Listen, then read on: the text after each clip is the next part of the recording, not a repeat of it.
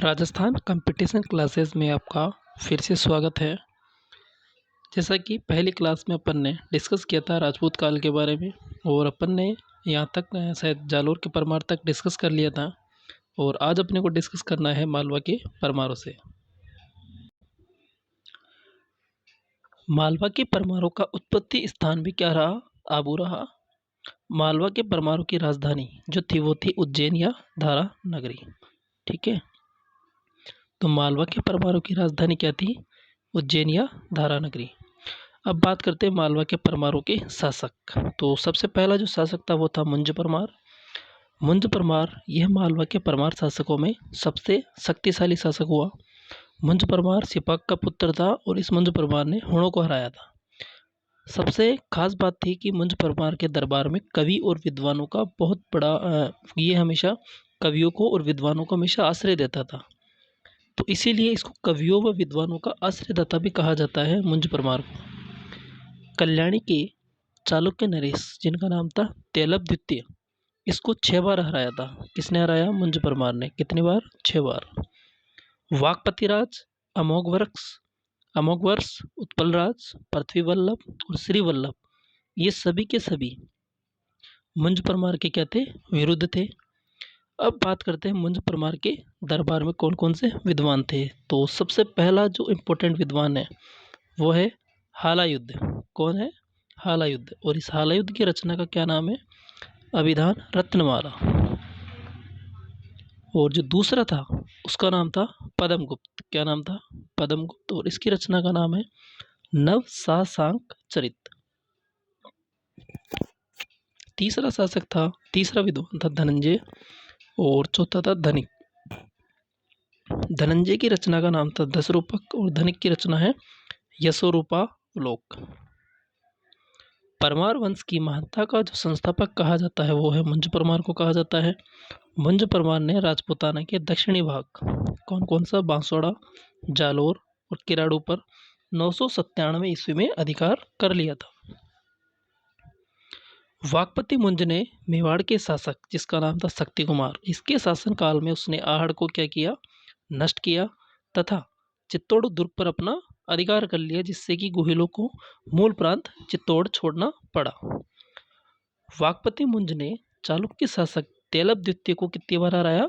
6 बार हराया, लेकिन 7वीं बार वह अपराजित हुआ और मारा गया। उसके बाद आता है राजा मुंज।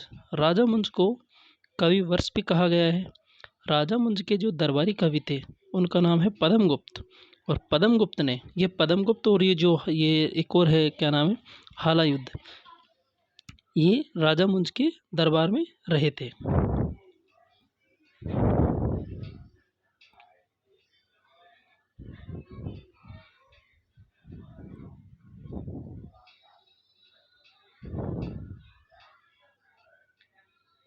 ठीक है, तो ये बता ही दिया कि राजा मुंज को कवि वर्ष भी कहा जाता था। राजा मुंज के जो दरबारी कवि थे पद्मगुप्त, इसने नव सहसांक चरित की रचना करी। एक और था हालायुद्ध, और हालायुद्ध ने अभिधान माला की रचना करी। उसके बाद जो शासक हुए उनका नाम है भोज परमार। और ये जो भोज परमार है वो किस नाम से विख्यात था? वो था कविराज के नाम से विख्यात थे। एग्जाम में जो सबसे ज़्यादा बार पूछा जाता है वो है भोज परमार के बारे में। अगर यहाँ से कोई क्वेश्चन आएगा तो वो आएगा भोज परमार से। इस भोज परमार को कविराज के नाम से जाना जाता था। वो इस कविराज ने 23 पुस्तकों की रचना करी थी, जिनमें से मुख्य पुस्तकें निम्न हैं: सम्रांगण सूत्रधार, एक है सरस्वती कंठाभरण, सिद्धांत संग्रह, एक है आदित्य प्रताप सिद्धांत, एक है राजमरकनक, एक है राजमार्तंड और एक है विद्या विनोद। ठीक है, तो इनमें से राजमार्तंड, आदित्य प्रताप सिद्धांत और एक है सिद्धांत संग्रह, ये 3 किताबें तो वेरी वेरी मोस्ट। भोज परमार अपनी विजयों और विद्यानुराग के लिए प्रसिद्ध था। इस भोज ने सरस्वती कंठाभरण, राजमरकनक, विद्यजन मंडल, सम्रांगण और श्रृंगार मंजरी कथा और कुर्म शतक ये ग्रंथ लिखे। भोज परमार का अगर निर्माण कार्य अपन देखते हैं तो भोज परमार ने चित्तौड़गढ़ दुर्ग में त्रिभुवन नारायण मंदिर का प्रसिद्ध शिव मंदिर बनवाया था, जो कि बाद में 1428 ईस्वी में महाराणा मोकल ने इसका जीर्णोद्धार करवाया। इसीलिए इस मंदिर को मोकल मंदिर भी कहा जाता है। एग्जाम में जो क्वेश्चन आता है वो इसका आता है कि त्रिभुवन नारायण का मंदिर किसने बनवाया?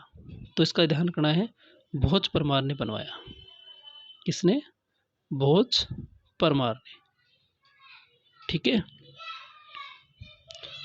और इस मंदिर को मोकल मंदिर भी कहा जाता है। कुंभलगढ़ प्रशस्ति के अनुसार नागदा में भोज ने सर का, या सर को बोलते हैं तालाब का निर्माण भी करवाया। भोज परमार ने सरस्वती कंठाभरण के नाम की एक पाठशाला बनवाई। और इस सरस्वती कंठाभरण पाठशाला में एक वाग्देवी की प्रतिमा स्थापित की गई। और ये जो वाग्देवी की जो प्रतिमा है उस ये कौन से पुरस्कार का प्रतीक चिन्ह है? ज्ञानपीठ पुरस्कार का प्रतीक चिन्ह है। करंट अफेयर्स में जब अपन पढ़ते हैं कि ज्ञानपीठ पुरस्कार इस साल का किसे दिया गया, या इस साल का किसे दिया गया, तो ज्ञानपीठ पुरस्कार का जो प्रतीक चिन्ह है वो होती है वाग्देवी की प्रतिमा। और ये जो वाग्देवी की प्रतिमा कहाँ स्थापित है? सरस्वती कंठाभरण पाठशाला में। और इस सरस्वती कंठाभरण पाठशाला में जिसे भारतीय सरस्वती देवी के रूप में स्वीकार किया गया।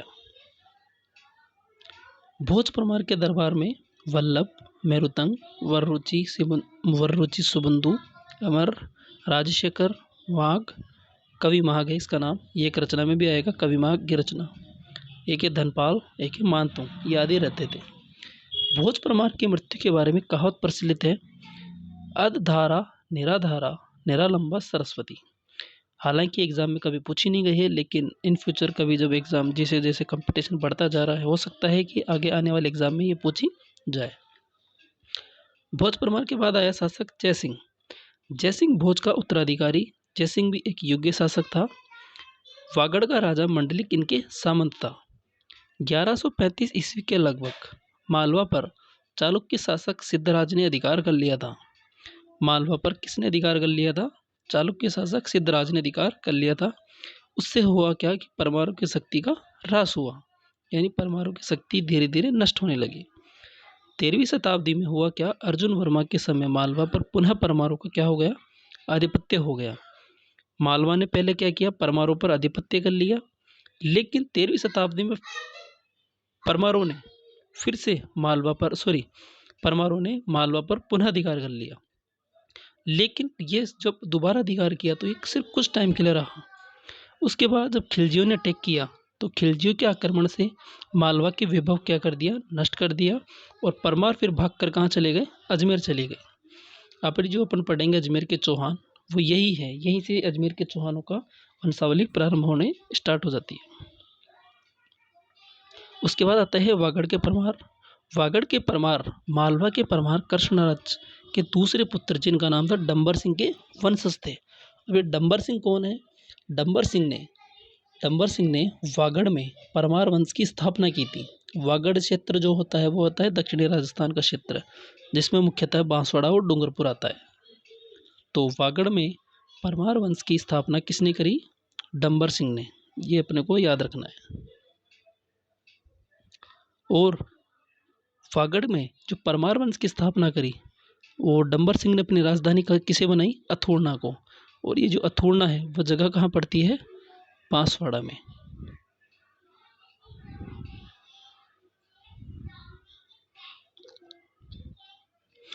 उसके बाद वागड़ के परमारों में जो शासक रहा उसका नाम था मंडलिक। मंडलिक ने पाणाहेड़ा नाम की जगह पड़ती है बांसवाड़ा में। बांसवाड़ा में मंडलेश्वर शिव मंदिर का निर्माण करवाया। उसके बाद जो शासक हुए उसका नाम था चामुंडा राय। चामुंडा राय ने 1079 ईस्वी में अथुर्णा में मंडलेश्वर महादेव मंदिर का निर्माण करवाया। और अथुर्णा के शिव मंदिर की प्रशस्ति में वागड़ के प्रकार नहीं है, ये परमार है, इसको थोड़ा सा करेक्ट कर लीजिएगा।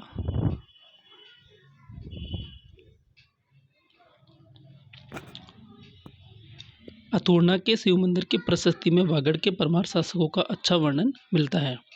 वागड़ के परमार शासकों में धनिक, कंकदेव, सत्यराज, मंडलेक, चामुंडाराज, विजयराज आदि थे। तो वागड़ के परमारों का अंतिम शासक, ये अपने से एग्जाम में पूछा जा सकता है। वागड़ के परमारों का अंतिम शासक कौन था? विजयराज। और एक पूछा जाएगा कि वागड़ में परमार वंश की स्थापना किसने करी? डंबर सिंह ने। उसके बाद उसके बाद आए थे परमार वंश खत्म हो गया, उसके बाद आएंगे चालुक्य। चालुक्य कौन होते हैं? सोलंकी। राजस्थान में चालुक्यों का इतिहास इतना कुछ खास नहीं रहा। चालुक्यों का इतिहास मुख्यतः गुजरात में देखा जाता है। अपने को सिर्फ इसकी एक लाइन याद रखनी है, सबसे इंपॉर्टेंट, जो एग्जाम में पूछी जाती है। चालुक्यों का प्रभुत्व मुख्य रूप से गुजरात में सोलंकी शासक भीमदेव के समय में विमल शाह वैश्य ने आबू पर दिलवाड़ा गांव में ऋषभदेव आदिनाथ का मंदिर बनवाया। अब ये ऋषभदेव कौन है?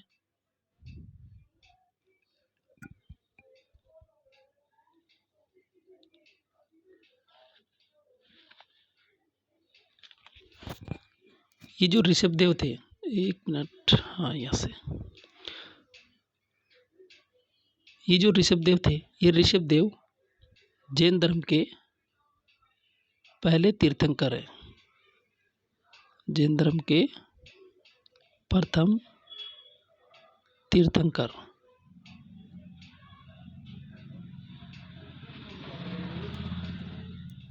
तो क्वेश्चन आता है कि आदिनाथ का जो मंदिर है, या ऋषभदेव का जो जैन मंदिर, ये एक जैन मंदिर है, आबू के दिलवाड़ा गांव में बना हुआ है। इसका मंदिर का निर्माण किसने करवाया? विमल शाह वैश्य ने। कौन से शासक के समय? भीमदेव के समय। तो ये हो गया पूरा चालुक्य वंश। अब सबसे इम्पोर्टेंट जो अपन पढ़ने जा रहे हैं वो है चौहान वंश। चौहान वंश से संबंधित एग्जाम में इतने क्वेश्चन आते हैं सबसे ज़्यादा, और इस विश्वास मानिए, इस जो पीडीएफ आपको मिलेगी, इस पीडीएफ से एक भी क्वेश्चन आपको बाहर नहीं मिलेगा। तो शुरुआत करते हैं चौहानों की उत्पत्ति स्रोत से। चौहानों का उत्पत्ति स्रोत में सबसे पहले आता है पृथ्वीराज रासो। ये ग्रंथ है किसका? चंद्रबरदाई का। एक आता है नैणसीरी ख्यात, ये है मनोत नैणसी का ग्रंथ। वंश भास्कर जो किताब है वो है सूर्यमल मिश्रण की। एक है किराड़ू का शिलालेख, और एक है भाट और चारणों का जो साहित्य है, इन्होंने जो किताबें लिखी, उसमें चौहानों की जो उत्पत्ति है, चौहानों की उत्पत्ति किससे बताई है? अग्निकुंड से। और अग्निकुंड जो सिद्धांत अपन ने पढ़ा था, वो अग्निकुंड सिद्धांत किसने दिया था? चंद्रबरदाई ने। अग्निकुंड सिद्धांत का वर्णन किस में मिलता है? चंद्रबरदाई के पृथ्वीराज रासो में। उसके बाद आता है कि चौहानों को उत्पत्ति स्रोत में कर्नल जेम्स टोड ने, स्मिथ ने और कुक ने चौहानों को क्या बताया? विदेशी। इसको याद करने का तरीका है, ये जो तीनों आदमी है, कर्नल जेम्स टोड, स्मिथ और कुक, की तीनों खुद विदेशी थे, इसीलिए चौहानों को क्या बताया? विदेशी बताया। उसके बाद आता है हमीर महाकाव्य, जी.एच. ओझा, गौरीशंकर हीराचंद ओझा, हमीर रासो, हमीर हट, और एक है पंडित जयारक। इन्होंने या इनमें ग्रंथों में चौहानों को क्या बताया? सूर्यवंशी। और इस बात का समर्थन कौन करता है? गोपीनाथ शर्मा भी करते हैं। उसके बाद आता है कायम खा रासो। कायम खा रासो जिसका लेखक है कवि जान कवि। Early Chauhan of the dynasties, इसका लेखक है दशरथ शर्मा।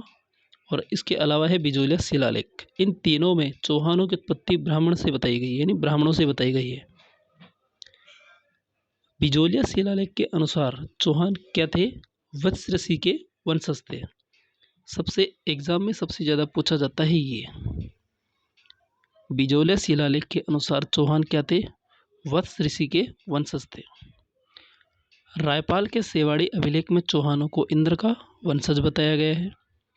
हांसी शिलालेख, आबू शिलालेख और अचलेश्वर मंदिर का लेख में चौहानों को चंद्रवंशी बताया गया है। ठीक है। उसके बाद आता है डी.आर. भंडारकर। डी.आर. भंडारकर ने चौहानों को खज्जर जाति से बताया है। तो एक ये भी याद रखना, खज्जर जाति से। कहाँ से? खज्जर जाति से। किसने बताया?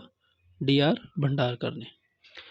प्रारंभ में चौहान गुर्जर प्रतिहारों के सामंत थे, परंतु गोपाष्ट ने एक स्वतंत्र शासन स्थापित करके गुर्जरों की अधीनता स्वीकार नहीं की, मतलब अस्वीकार की। अभी एग्जाम में अभी थोड़ी देर बाद इस चौहान वंश में जब हम स्टार्टिंग करेंगे तो ये लाइन आ जाएगी। गोपाष्ट ने हर्षनाथ के मंदिर का निर्माण करवाया था, जो कि चौहानों के इष्ट देव था।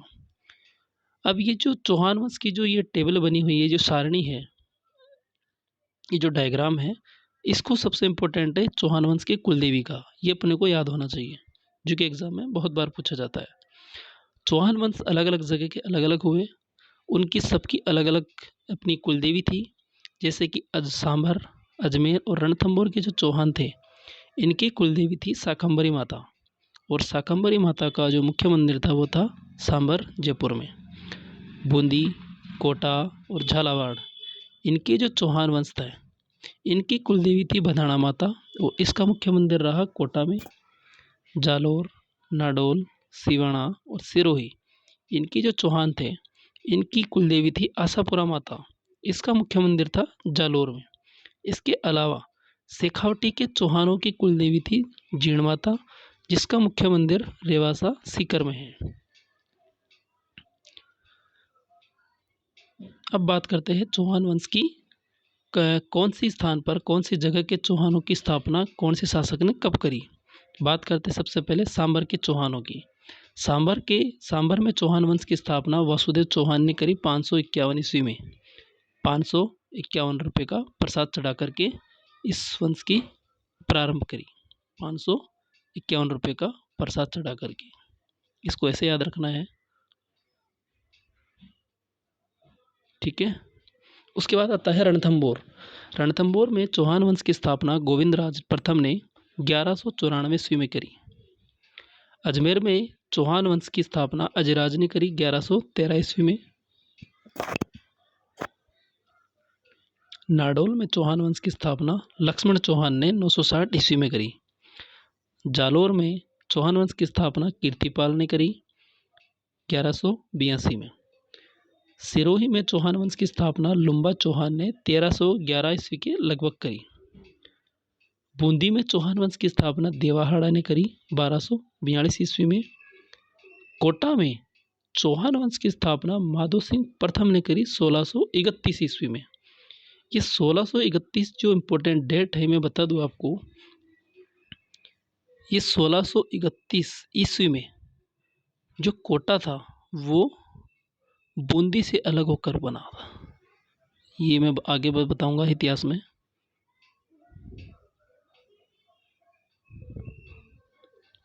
तो ये डेट अपने को याद रखनी है, 1631 ईस्वी में। झालावाड़ में चौहान वंश की स्थापना मदन सिंह ने 1838 ईस्वी में करी।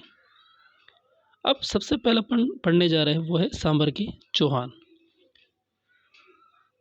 तो आज के लिए सिर्फ इतना ही, और बाकी अपन कल से स्टार्टिंग करेंगे सांबर के चौहानों से। फिर उसके बाद अपन अजमेर के चौहान पढ़ेंगे। ऐसे करते करते अपन सारे धीरे धीरे एक एक चौहान वंश की पूरी स्थापना हर जो, जैसे सांबर के चौहान, फिर अजमेर के, फिर रणथंभौर के, फिर बूंदी, फिर कोटा, फिर झालावाड़, ऐसे हर जगह के जो चौहान थे उनकी एक एक डिटेल वाइज बेसिक से लेके एडवांस लेवल तक अपन डिस्कस करेंगे। तो आज के लिए इतना ही। उम्मीद करता हूँ कि ये वीडियो आपको बहुत पसंद आया होगा, और अगर पसंद आए तो इस चैनल को लाइक, शेयर एंड सब्सक्राइब ज़रूर कीजिएगा। और हाँ, इस PDF में अगर कभी भी कुछ भी अगर आपको कमी लगे तो मुझे मेरे WhatsApp नंबर पर बता सकते हो।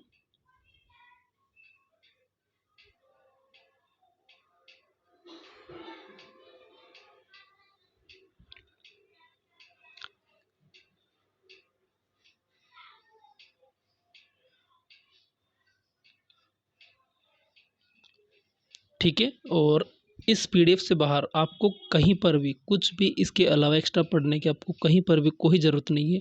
फिर भी आपको लगे कि ये मैटर ऑथेंटिक है, नहीं है, तो आप चेक कर सकते हो। आपको लगे कि गलत है तो आप इस चैनल पर अभी भी, इस चैनल को चाहे से देखना नहीं है आपको, इस चैनल पर जो भी चीज़ आपको प्रोवाइड करवाई जाएगी वो सारी ऑथेंटिक है।